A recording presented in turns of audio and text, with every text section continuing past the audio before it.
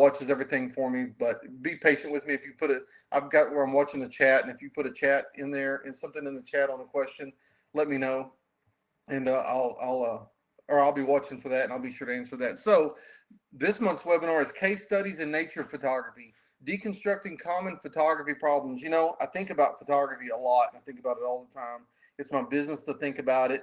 It's been not only my vocation, but my avocation for a lot of years now, because if you've heard me talk much, you'll know I've been involved with photography since I was like 16 years old when I first got started, and had some early successes in terms of making a little bit of money at it. And then, I just have always loved the medium and continue to love the medium, even though the technology continues to change and continues to provide some challenges to professional image makers. But the truth is, you can't replace the experience of being able to go out and and get to see the things that we get to see as nature photographers. So as I think about photography, I realize that it's a study in consistency.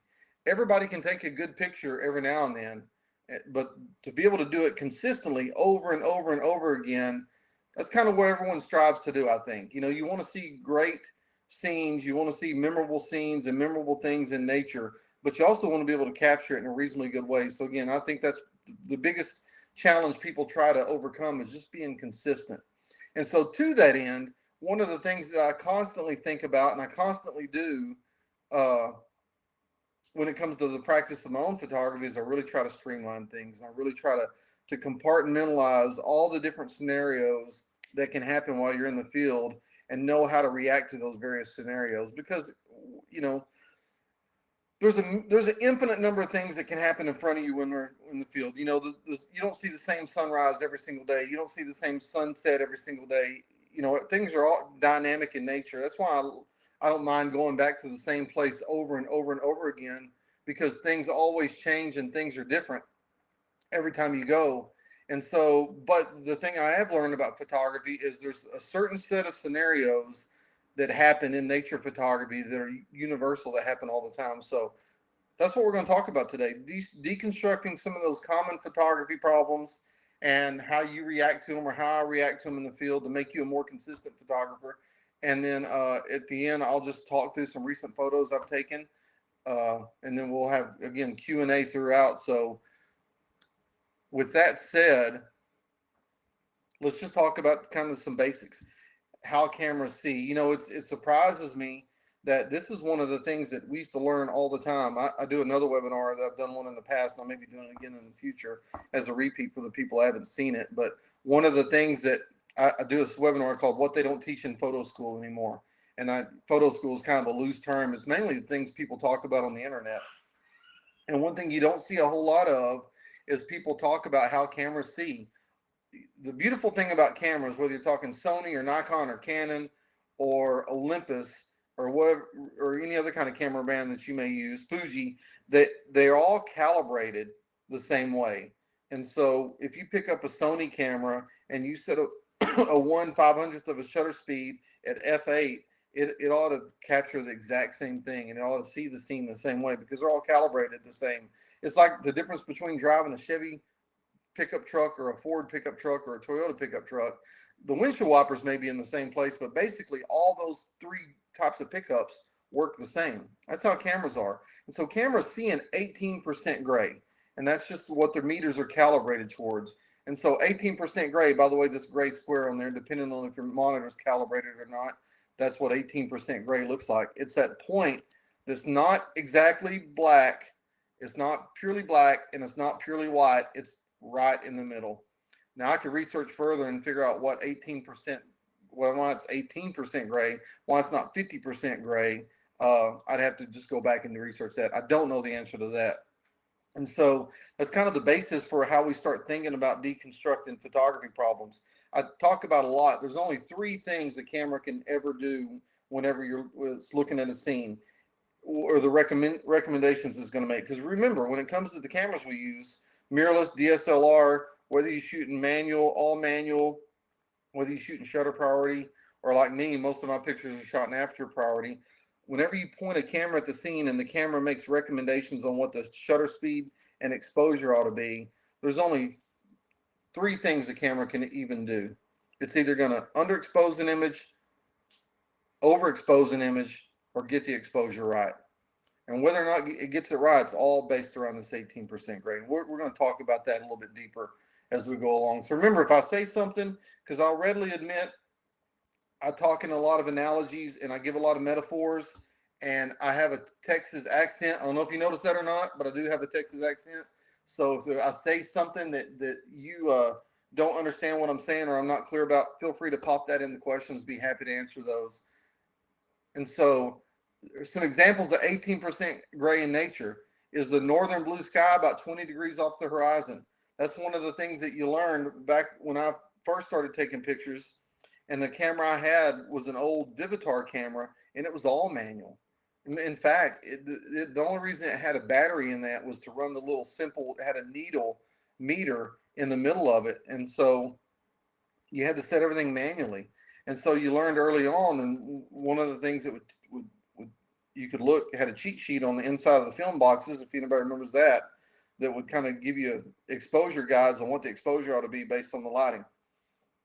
And so one of the things I learned early on, and I think I learned it from John Shaw's book, that I still will go back and reread today. It's called Nature Photography Professional Field Techniques, I believe is the name of it. It's just a great book, and it's been a source of education and inspiration for me for a lot of years. And so, but if you look at the northern blue sky, about 20 or 30 degrees above the horizon, that's 18% gray. So if you're trying to figure out what the exposure ought to be, and I'll tell you a real simple way I do mine in a minute. If you see what the exposure, if you're doing manual and you can't figure out what the exposure ought to be because it's a complicated scene, it's real bright or dark background, or it's a real bright background, you can point the camera at the northern sky, and that's 18% gray, and just dial your camera in there, and that gives you a good place to start. Green and tan grasses are also 18% gray. They're not gray technically, but they're kind of that mid-tone, and that's what you're looking at. It's not on the dark side of the histogram. It's not on the bright side of the histogram. It's kind of right in the middle. Green and tan grasses are 18% gray. And if you're Caucasian, believe it or not, and this is a trick I learned a long time ago, the back of your hand is roughly right in the middle, 18% gray. And I say the back of your hand because typically for most of us, including me, the back of your hand is a little darker than than your palm of your hand. So one thing that I learned a long time ago is if I hold my hand out and I aim my camera at the back of my hand in the same light that the subject's in, I can dial my camera in manually and approximate the shutter speed and aperture combination that's going to give me the proper exposure as long as the back of my hand is in the same light that my subject's in. I still use that today, especially when I'm doing landscape photography, because the thing about landscape photos, you will have these broad swaths of dark and bright, and so I'm trying to figure out where to kind of start my exposure. And again, I just hold my arm out at arm's length in the same light that the mountain or a tree or whatever else is in, and I will expose off of that to help make my final determination. One of the things that you can look at here is this picture of the coyote. It's on tan grasses. It's in good even lighting. And then if you look at the histogram, this is how it came out of the camera. If you look at the histogram right there, everything kind of peaks towards the middle because even though there is some blacks and some whites in this picture, the blacks and the whites don't dominate the scene. It's all dominated by kind of that mid-tone color. And again, like I said earlier, a camera's going to do three things when you point it at a scene. It's going to suggest you, or it's either going to try to underexpose it, overexpose it, or get the exposure right. If it's a scene like a coyote in even lighting, your foreground's evenly lit, your background's lit in the same light, and everything's just kind of even on this middle tone subject, the camera's almost always going to get that exposure right. And so I'm showing you this example of how the camera will get the exposure right. I'll show you a couple of examples on how the camera gets the exposure wrong in a minute. A couple of these you're going to recognize because if you shoot pictures in the outdoors long enough, you'll see that. William looks like he raised his hand and had a question. If you have a question, William, just pop it into the chat over on the side and I'll look at that. So here's case study number 1. Bright backgrounds. This is a motion blur of a wolf. I saw it by Yellowstone a few years ago. But cameras have and then here's a fox. Cameras have a bad habit because the camera doesn't know what it's looking at. So if the background is too bright or if the background is too dark, cameras have a tendency of trying to make everything it wants to make everything middle tone. It doesn't like to see the scenes on the edge of the histogram. So instinctively, like this right here. Now, this picture here is properly exposed. The part that's supposed to be white is white. This is the fox in Yellowstone against a bright background. I mean, against a snowy hillside. And so if you look at the histogram, it's going to show you that everything's kind of pushed over to the right. So that's where because in the majority of the scene, it's just white snow. But the star of the show, and that's what I always think about when I'm trying to figure out how to make the exposure. What's the star of my motion picture, of my movie? And in this case, it's the fox. So I don't care if the background is blown out and lacks any detail, as long as the fox is properly exposed. And in this case, to me, it looks nice. It's a real high key picture, and that's exactly how I wanted it to turn out. But if you let the camera decide, and we've all been here before, again, I'm going to keep going back to this point. The camera will suggest the exposures, and in the end, it's either going to get the exposure right, like on the coyote picture I showed you a couple of pictures ago, evenly lit, mid-tone subject, tan grasses, green grasses, any of that stuff.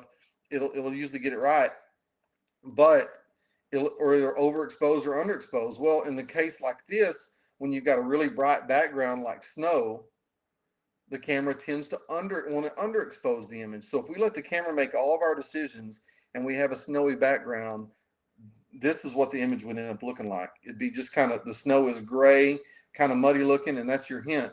Because it's gray, it tells you that the camera's trying to push everything and make it 18% gray. I'll show you the histogram into this in a minute. That's my original vision. Properly exposed fox, really blown out background, because sometimes it's hard to have both. And so that's where you got to start outthinking the camera. And I show this snow picture a lot and I talk about snow a lot, because this is the easiest one where a camera gets it wrong, that this is the easiest scenario that people can wrap their minds around when your camera tries to recommend the wrong exposure on an image. Because every single one of us, if you've ever taken pictures in the snow, every single one of us have always taken a picture that looks like this, where you've got an underexposed subject of your picture, and then the snow just looks like kind of dirty and gray and muddy. We've all done that before. And so what I do is, when I'm shooting subjects against bright backgrounds like snow, you should overexpose by at least a stop. And so the way I shoot is, I talked about using aperture priority. It's pretty easy when you're doing manual. Just if you overexpose it by a stop, if you're shooting at 500th of a second, then you need to shoot at 250th of a second. Just let it have more light. But what I do, and I'll go back so you can see this, what I do when I'm in the field, since I shoot aperture priority so much, and I get that question a lot, why do you shoot aperture priority? For me, this is kind of how I work. And that's not to say if you do anything different, what you do is bad, because the beautiful thing about photography is, it's like Google Maps. If you put directions to my house from wherever you're listening from on Google Maps, it's going to give you 3 different choices, but all 3 of those choices do the same thing. They get you to the same point. And so for me, my best route to get to where I want to go has always been shooting aperture priority, because number one, I'll set the ISO where I want it to. I'm not a big fan of auto ISO, and I'll tell you why in a little bit. I'll set the ISO where I want it to be, number one. Number two, because stylistically, I really like out of focus backgrounds when it comes to shooting wildlife pictures.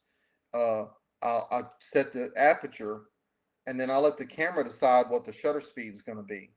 And that's the fallacy at some point, because if you look at the meter and the camera decides where the shutter speed ought to be, if you're shooting on a bright background, the camera's always going to tend to do this. So what I do is I will take a test shot sometimes before the animal even shows up. I'll take a test shot, and then I'll look at the picture, and it's as simple as this. I'll look at the picture and I'll think to myself, this picture's too dark. So how do I fix it? I got to add light to it. And so to add light, I just use exposure compensation. The universal symbol for addition is plus. And so I +1. And then conversely, if the picture's too bright, and I'll show you some examples in a minute, I need to take light away, so I'm -1. I've got a question coming up I'll answer here in a minute. So Darren, I see your question. Give me just a second and I'll address that. And so that's how I think about it. If I look at the picture, if it looks fine, I don't have to do anything. If I look at it like a picture in the snow, snow's too dark, I add light +1. If it's too bright, take light away, -1. Now, I'll wade in the weeds a little bit, so pay attention here because gets a little bit technical, not too bad, but I've got a software program, and oh, by the way, I have this question a lot. Well, you may be thinking to yourself, well, if I look at the inside of my camera, I can do +1, 2, or 3, or I can do -1, 2, or 3. I can go 3 stops plus or minus.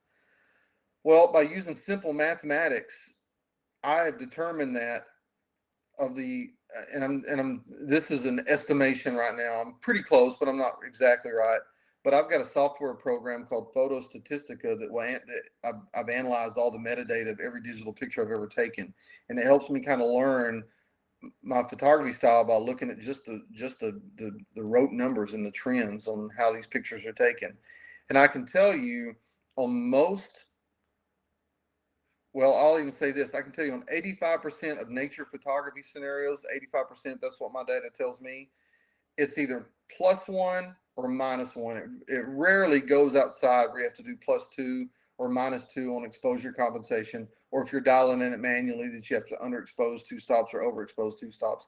The cameras do a pretty good job and they can get you in the ballpark. Usually all you have to do is do a minor adjustment, whether it's underexposing by a stop or overexposing by a stop. And so that's usually, so the difference in that picture, oops, and that picture is 1 stop. So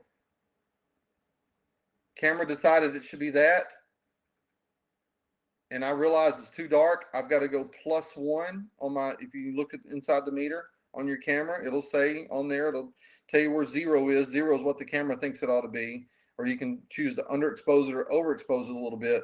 And then, so what I did on this one is I knew I had to overexpose a little bit to make the snow look like snow and the fox be properly exposed. And so Darren asked the question, if you're using aperture priority, do you set a minimum shutter speed? I have problems getting sharp photos going handheld at 600 to 800 millimeters. Darren, I will say this, and I did a program for a camera club back last Saturday, and if I ever say anything controversial about photography, because I'm kind of a non-controversial person, it's usually this: the best yet lowest tech piece of equipment that anyone can buy is a tripod, because those tripods help your camera, help you utilize that whole range of shutter speeds on your camera, where you can use slower and slower and slower shutter speeds. I won't name you by name, but I know there's someone in the audience that's sitting blind with me on one of my workshops a few weeks ago. We had the same conversation before. If you use a tripod, then it helps you. You can shoot down to 1/30th or 1/60th of a second because it eliminates that handheld. And I know they're cumbersome to use. I know they slow you down in some regards. But if you're building muscle memory and wanting to become a better photographer, I just say consider using a tripod when you're using those telephoto lenses. And the truth is sometimes you might miss a shot, but you'll find the more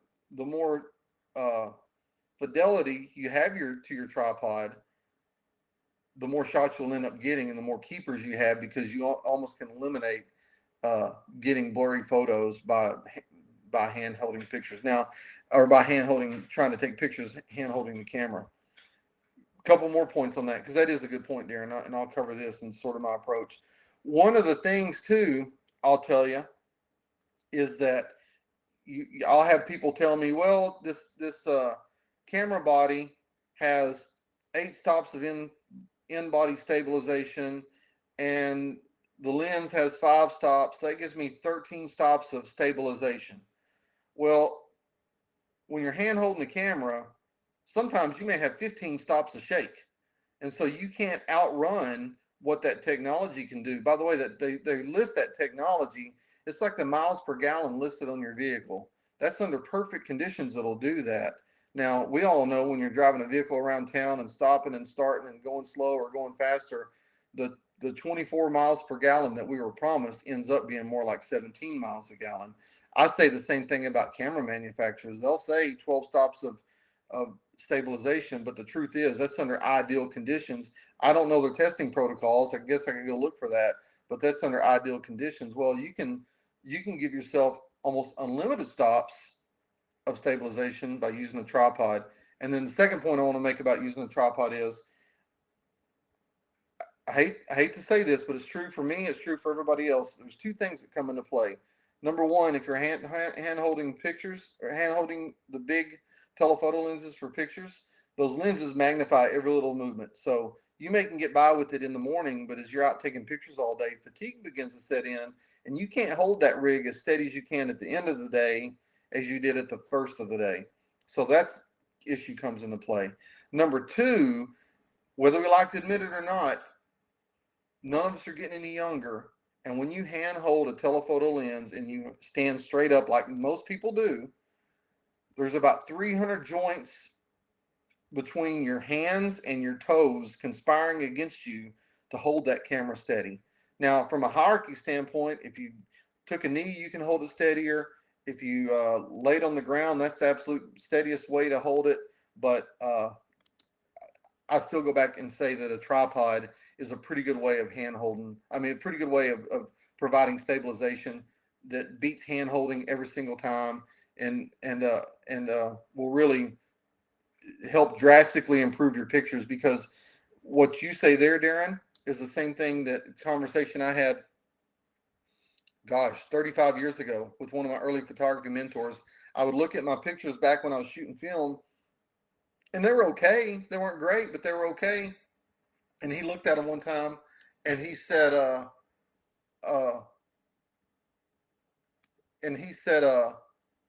that he asked me a question. He looked at my pictures and asked me a question. Do you have a tripod? And I'm like, I'm a young strapping dude. I can hold this camera stuff up. And he says, get a tripod. It'll make the biggest difference in your photography that you've ever seen. And I took his advice. I did. And he was right. And I've been using a tripod faithfully ever since. I don't use it all the time, because every now and then there's times when it's not practical to use. But for the most part, if I can use a tripod or some other kind of stabilization, I try to use that. So Darren follows up. Definitely agree. I listen to too many wildlife photographers from places like JOWP who insist. Well, Darren, I'm doing a webinar for them next month. And so I'll make sure that I shout out that use a tripod when you can, because it makes a huge difference. And so you're not the only one that can't handhold. And then Kevin says the other thing to keep in mind with image stabilization is that the camera and long lens stabilize on different axes so they don't add up. And that's a good point. I was going to say that too, Kevin. Thank you for prompting me on that. Even though I know that this whole webinar is not about using a tripod, and I don't want to get too long on this, but I'm telling you, it's so important when you're shooting telephoto lenses to try to stabilize as much as you can, because it just makes so much of a difference on the way your images look. Is that in the real space, and if anyone's a mathematician in the audience, forgive me ahead of time for talking mathematics. I have no busy talking about this, but I'll just explain in my country boy way how I see the world when it comes to see photography when it comes to mathematics.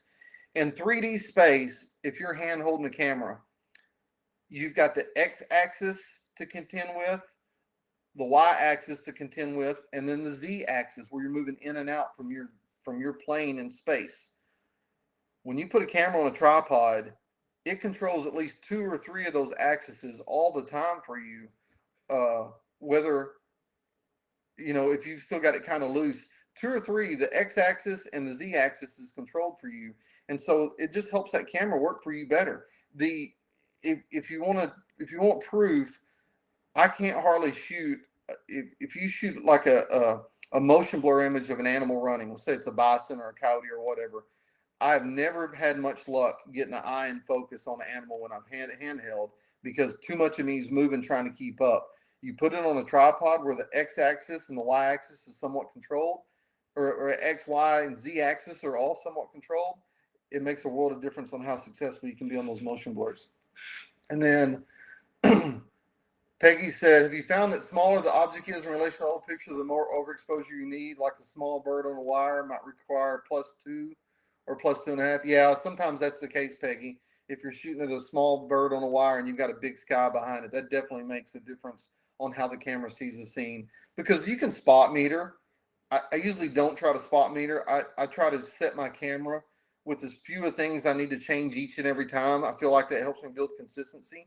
And so I use the evaluative metering in Canon. I shoot Canon, so I use evaluative metering. It kind of meters the whole scene. And so, but I could always use spot and just look at that one little spot.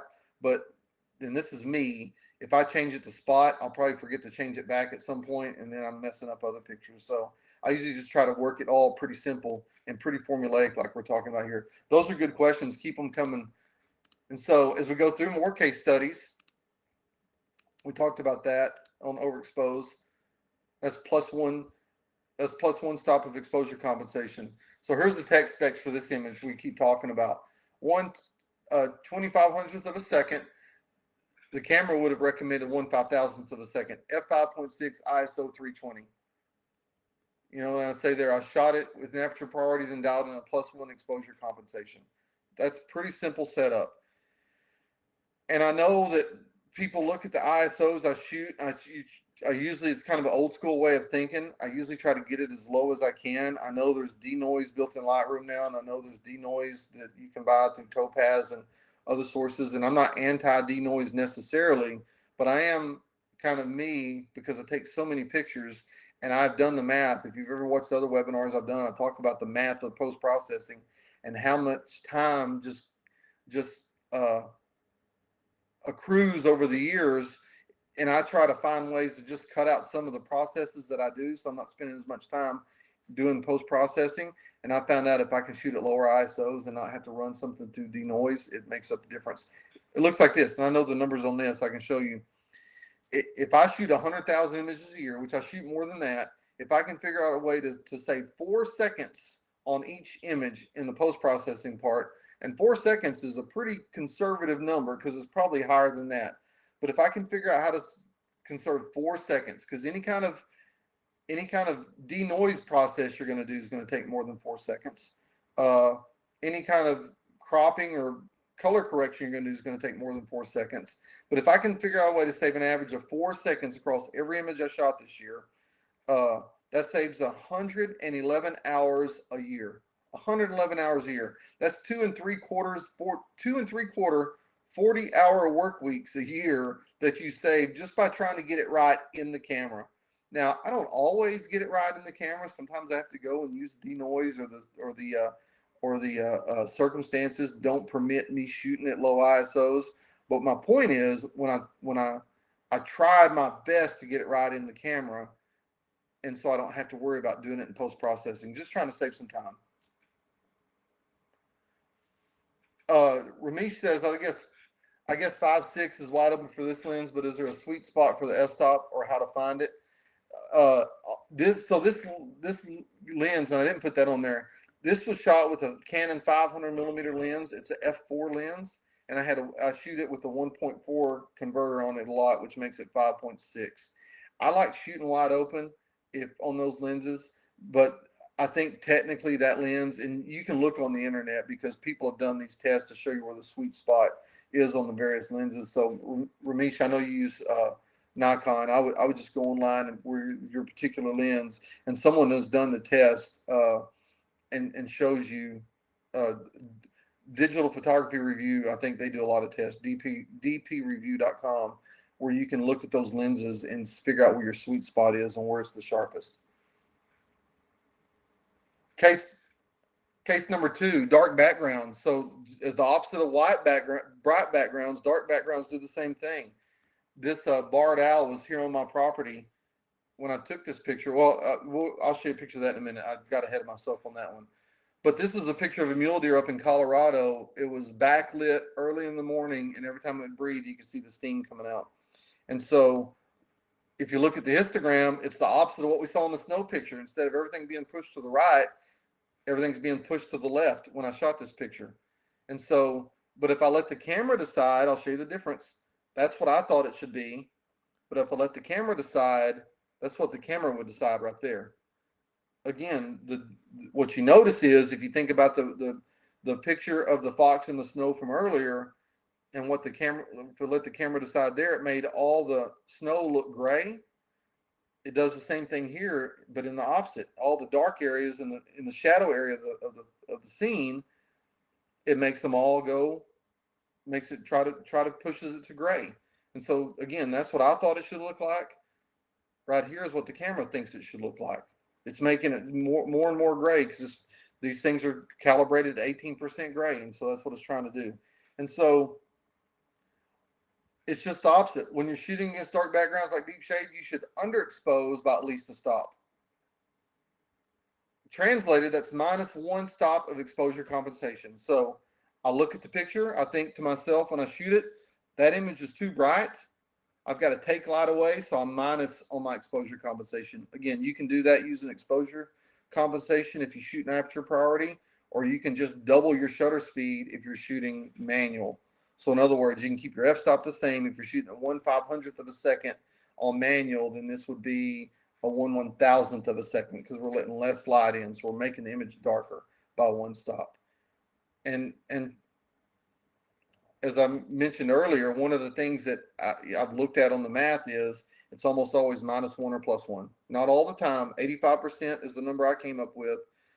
I've got like 710,000 images in my catalog that I use, that I analyze, and then of that, about 100,000 I think I've used exposure compensation on. So you can see it's not all the time you have to use it, but when you do have to use it, of those 100,000 I've used it on, 85% of those rarely were ever more than +1 stop overexposed or -1 stop underexposed.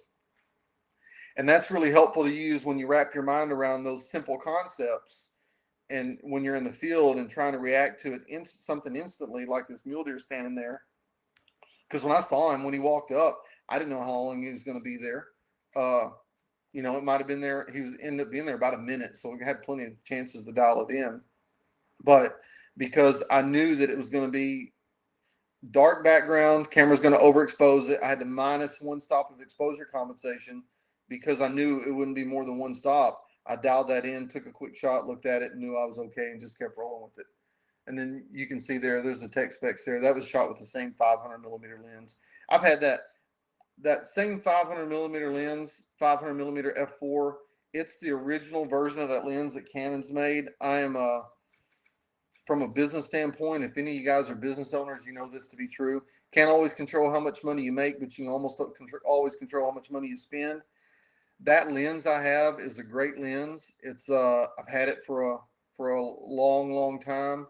It still works well. It works well even though I use an adapter to use it on my mirrorless camera. Still focuses fast, works well. And so, I know people say from time to time, well, I can't afford a $10,000 lens. Well, I don't necessarily think I can afford one either. So you can go on places like KEH.com, and I'm not affiliated with them other than I've just shopped with them forever, and they mean what they say when they rate a lens. I've had nothing but good luck with places like that, but I think you can probably go, if you shoot Canon, you can go buy those original version lenses for pretty cheap. I mean, just pennies on the original dollar what it would cost you a new one. So I still use that lens, and if I had one wish list, I wish Canon would come up with a new version of that 500 millimeter f4 because it's such a good lens.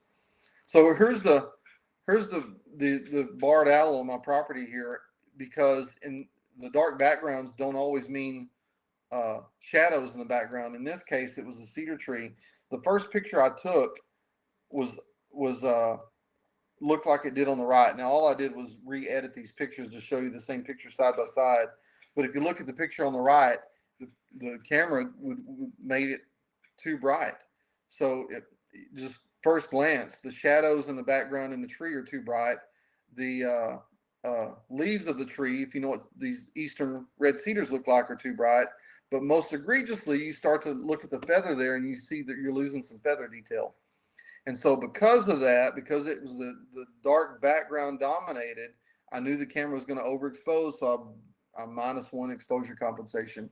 And when you do that, you get exposures out of the camera that are more faithful to what you saw in the wild, like is the one on the left.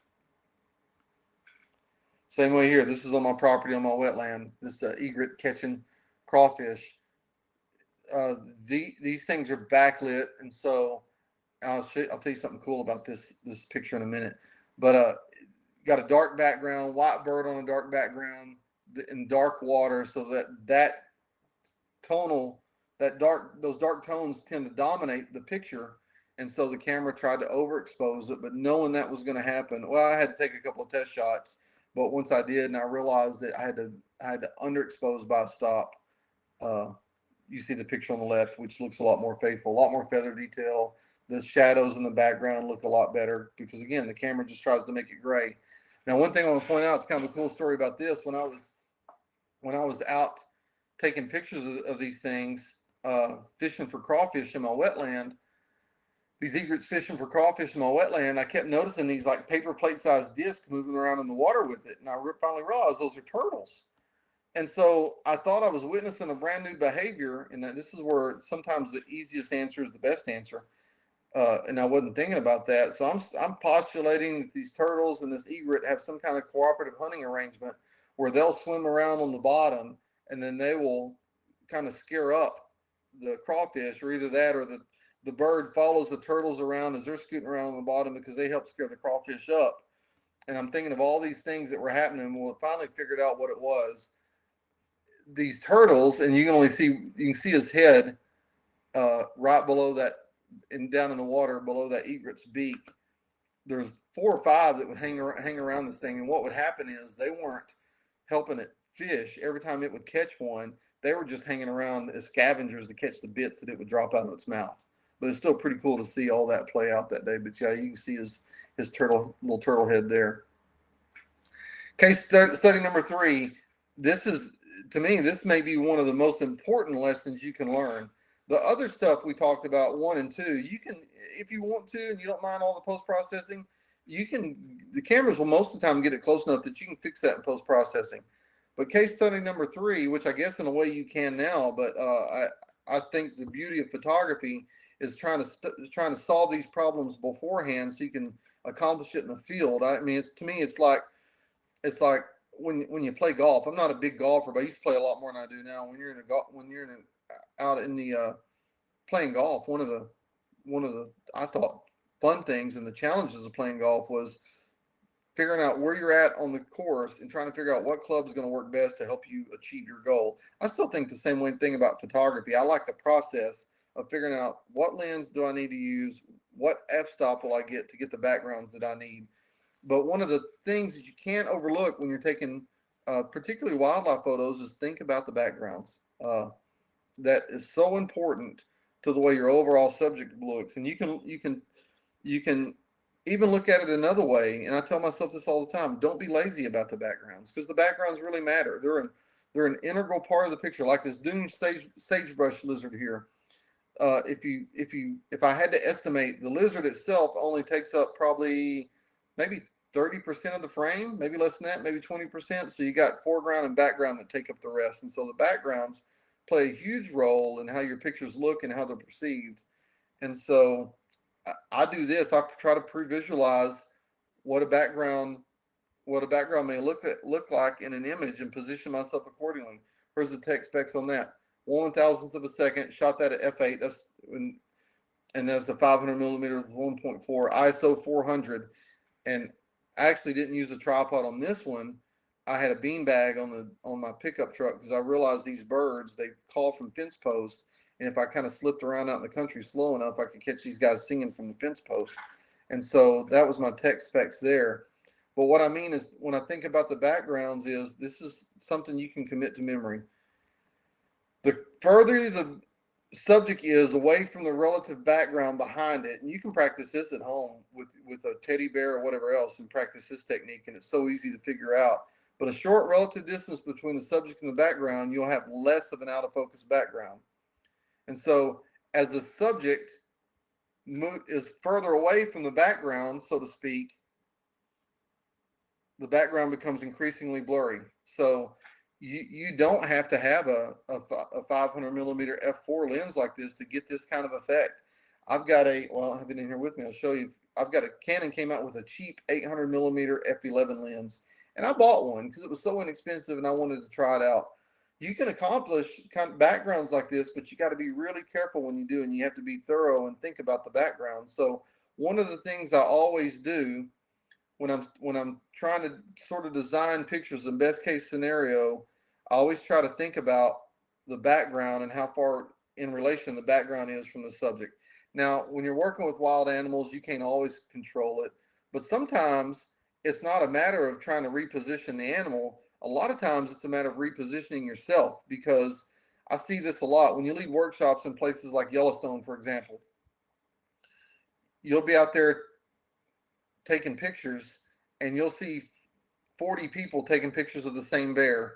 And of the 40 people, one of the things I always try to recommend to my workshop participants, of the 40 people that are taking pictures of the bear, 35 of them may all be standing up with their tripod legs completely extended. Well, if you think about it and you're shooting down on the subject a little bit, the background's relatively close to the subject, so you're not going to have an out of focus background. So one of the things I really constantly try to double down on with my workshop participants is sometimes to change the background, you only have to move a couple of feet to the left, a couple of feet to the right, or even just sit down. And that'll drastically change the position of the background to the subject.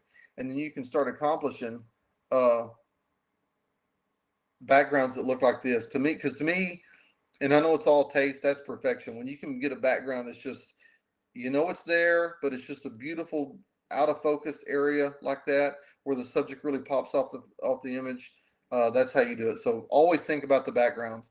And even here at my house, before I go into the next case study, even here at my house, I've got, I call it I call it kind of tongue in cheek, the world's most famous hummingbird stick, because I've got a feeder with one stick sticking out from it that the hummingbirds always land on.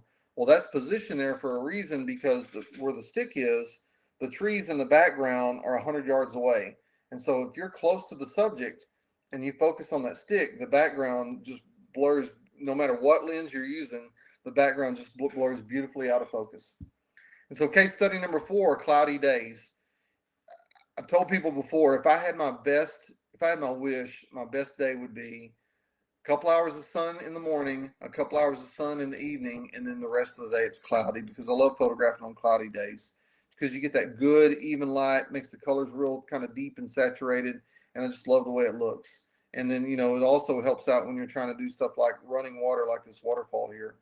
You don't have to use filters, you can get it almost right in the camera. So cloudy days are great for taking pictures outdoors.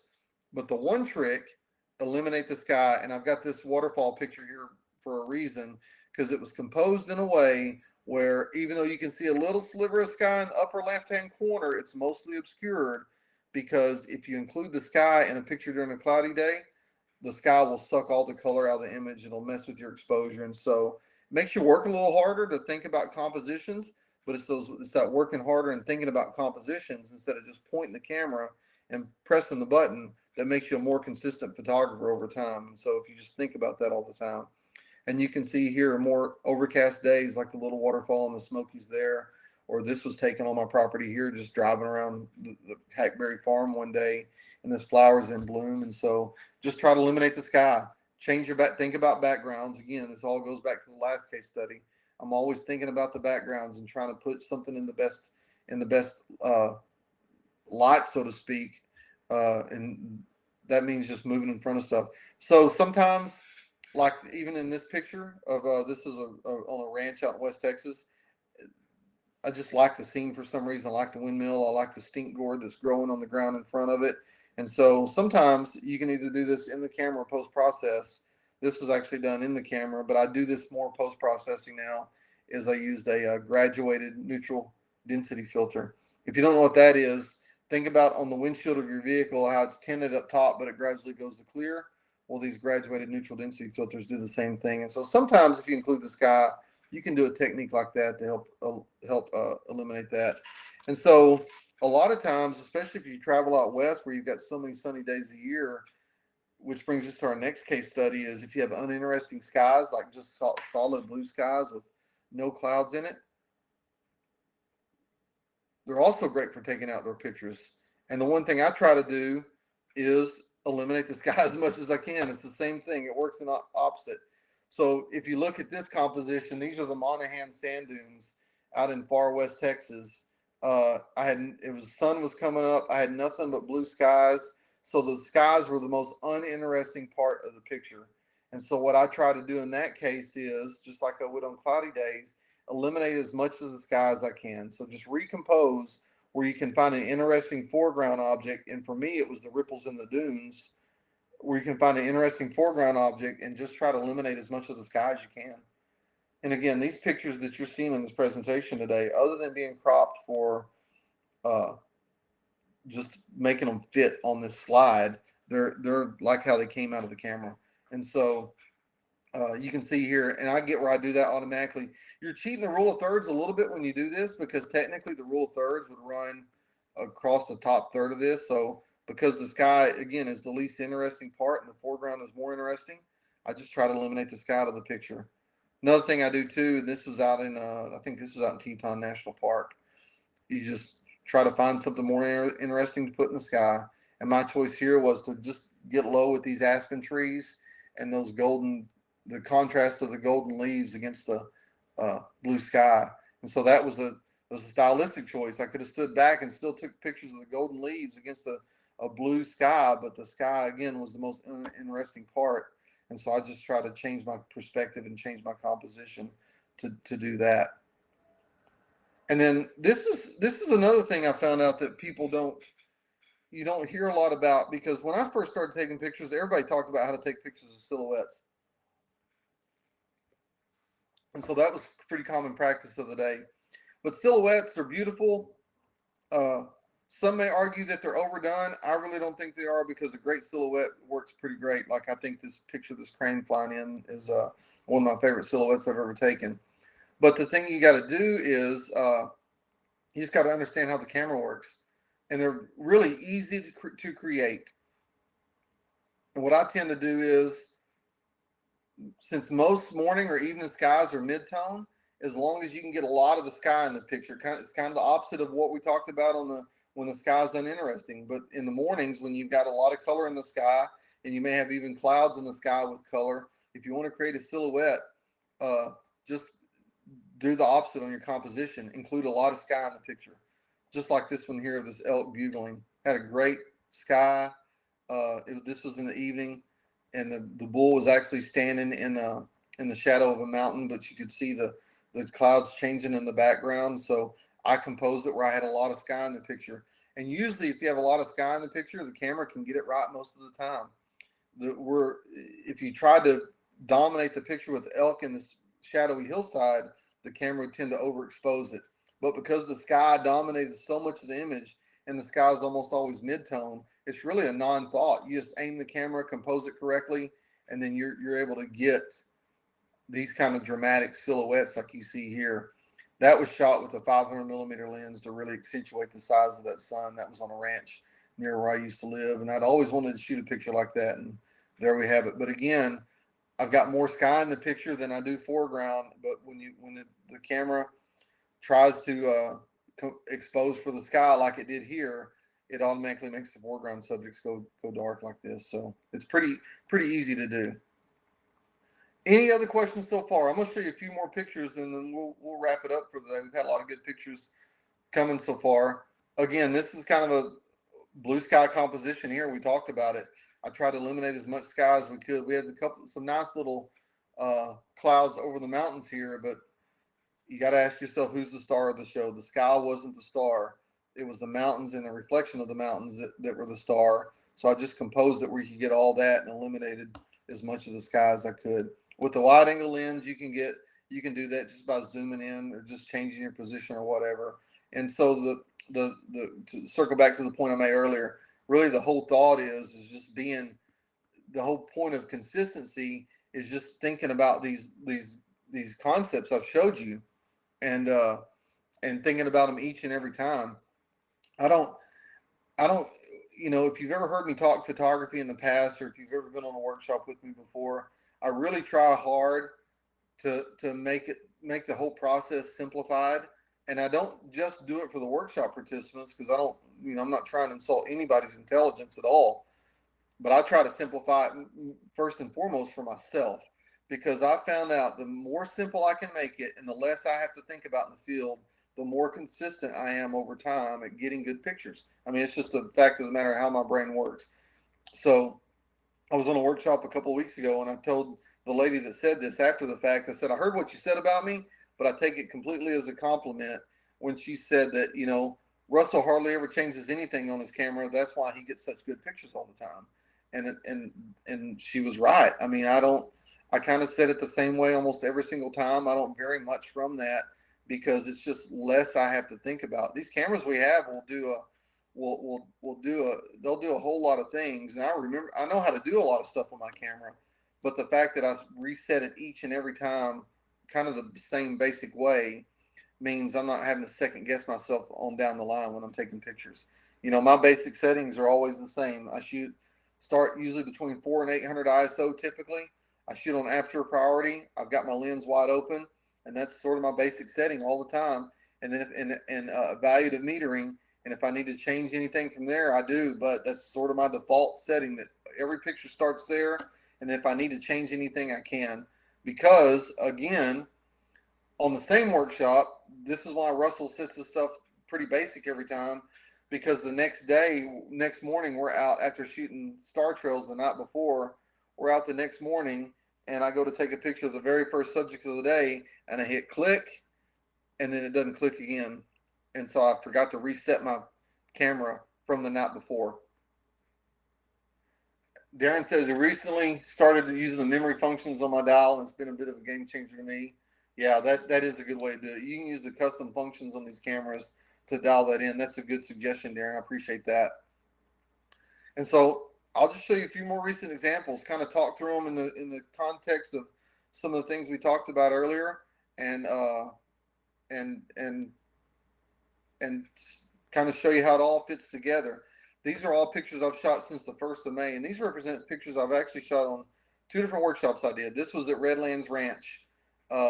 We did that workshop I think the first full week of May, and so this is one of the pictures from that workshop. But again, one of the things I had to think about, because even though it's a green background, it's a darker green background. So the first picture I took on this, the camera tended to overexpose it. So if I wanted to get the light, the exposure right after I took a couple of test shots, I realized that I had to underexpose it just a little bit, about a stop, to be able to get that dark, deep green background and even get this snake lit like he's supposed to. This is actually backlighting coming in when we shot the snake, and it's against some dark cedar trees in the background. But and the next thing too, I'll tell you on this picture, we cheated a little bit because at Redlands Ranch, to be able to get eye level where you can think about backgrounds, and the background was well thought out here. I built a big mound of dirt where snakes will get up on, and you can photograph snakes like this you're at eye level with the snakes, but you're not having to bend over at them. So you're standing up with the camera, hopefully on a tripod, and shooting pictures like this at eye level with them. But again, it's me. It was me. My idea for that was me thinking about the backgrounds and how can you accomplish backgrounds like that and make them beautiful. Same way here. I don't mean to sound like an overt commercial for these workshops when I say this, but if you've been following much, one of the key things at Redlands Ranch that I wanted to build was a ground blind with a water hole. So when you're taking pictures from the blind, you're at eye level your lens is aiming about 2 or 3 inches above the water, but you're pretty much at eye level with all the birds that come in or animals that come in to drink. And so this is a good example there. Mid-tone subject, camera usually is going to get it right, even though there are some darker areas in here. The camera's usually going to get a scene like that correct. This picture here, you can tell I'd have to look back at the metadata. You can tell the blurring in the water. This was shot later in the evening. It was probably shot at a shutter speed that would surprise you. I'm going to say likely, 1/250th of a second. If I was guessing, I'd have to go back and look, but I bet I'm not far off. But anyway, with that said, you'd be surprised. I mean, you can see a little bit of blurring in the wingtips. That really doesn't bother me when I look at that, because the most important part, his eyes and that detail where this painted bunting's drinking water, is what I want to come out to.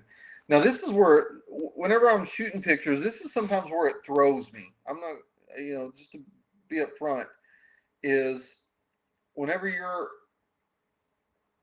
you've got a bright sun. I kept thinking the sun would move behind some haze and kind of go a little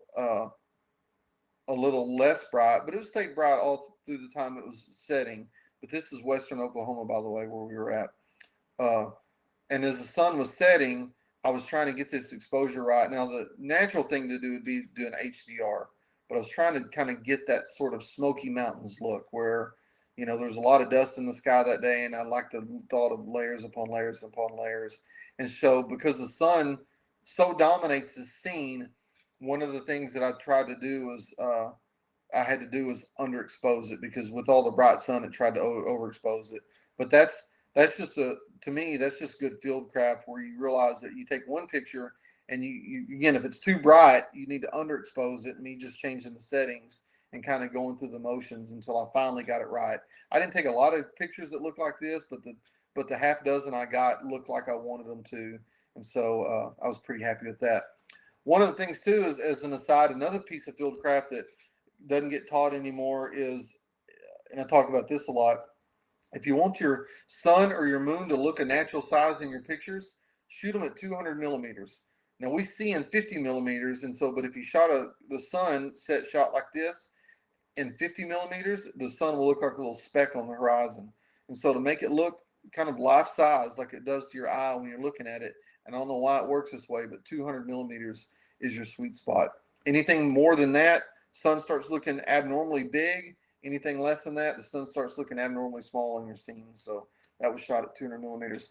Here's a picture of a wheel bug out on the place. Again, I've started getting where I really like macro photography, and the key to macro photography, because you're shooting inherently at high magnifications, you're also shooting at really shallow depths of field. And so I get where I'll just think about the background again. You can't always control it. With bugs, you can control them a little bit.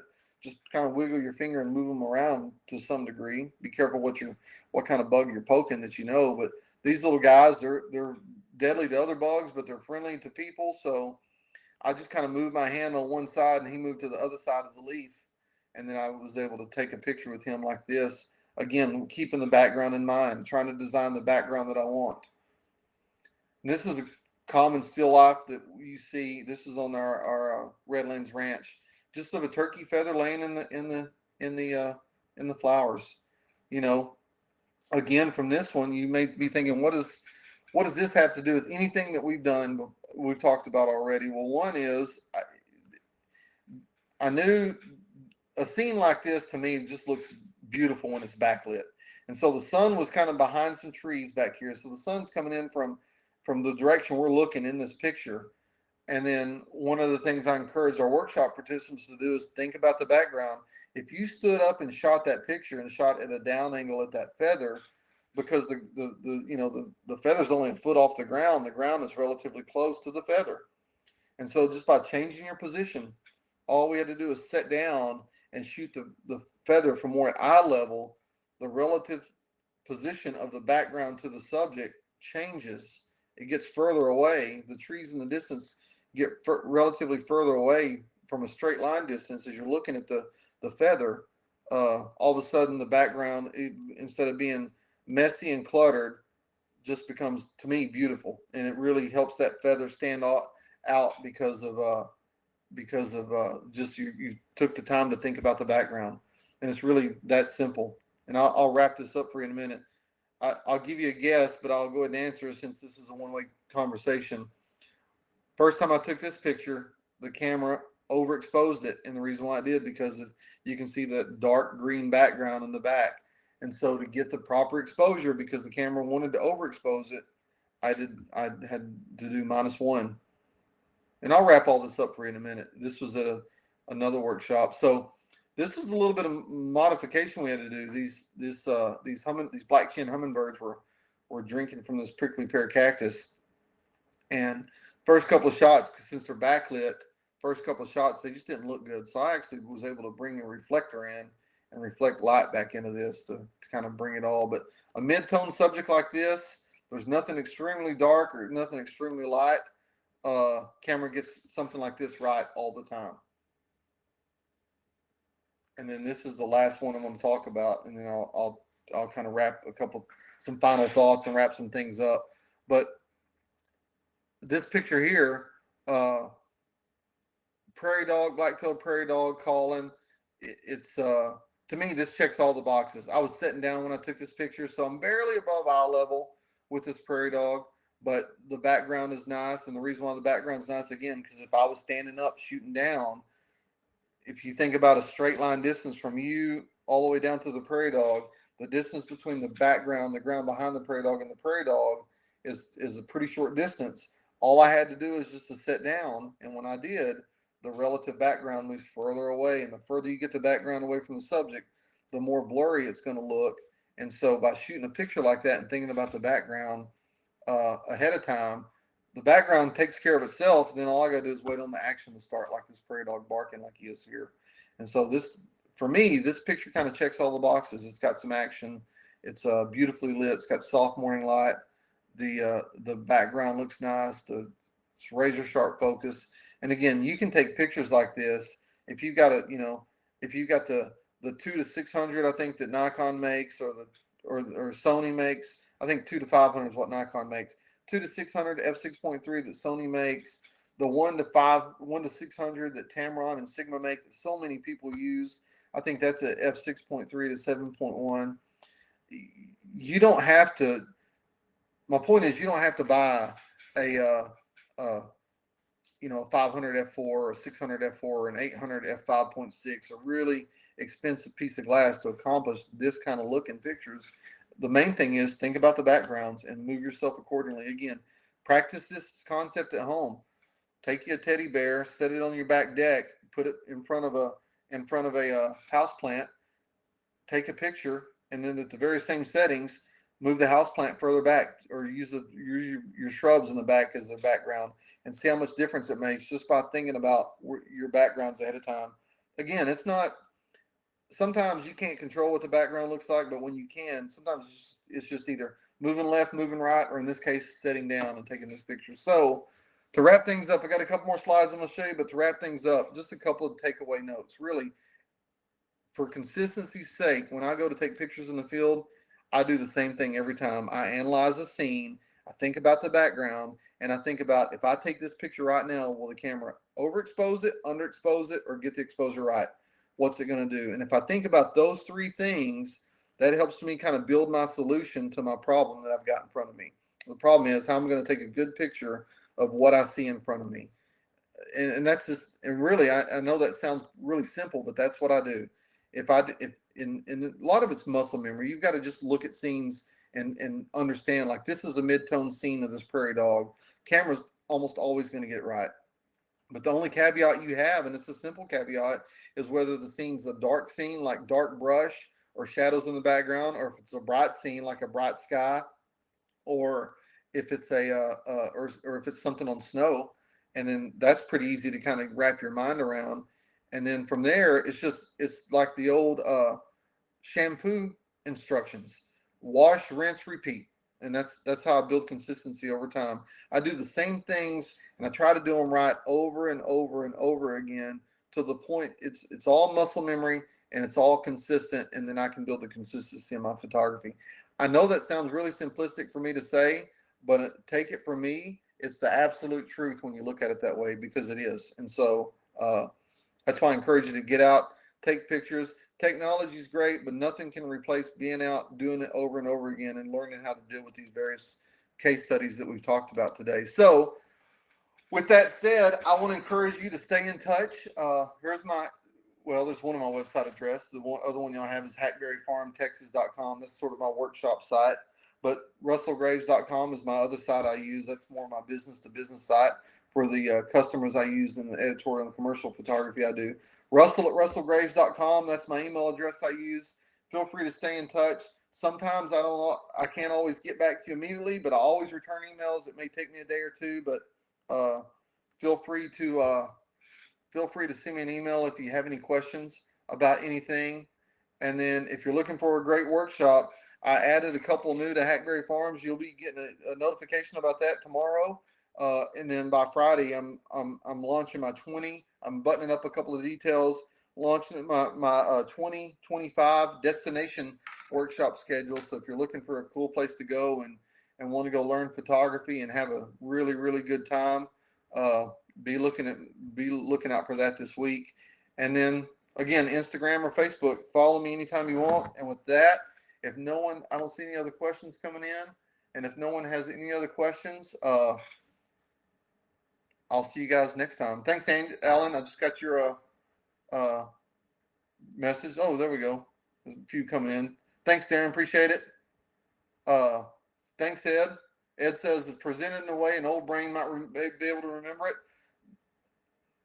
Ed, my brain's not that old, but that's why I try to remember what I do, because it just makes it easier. When you have fewer steps to take and you can simplify those steps, it makes it easier.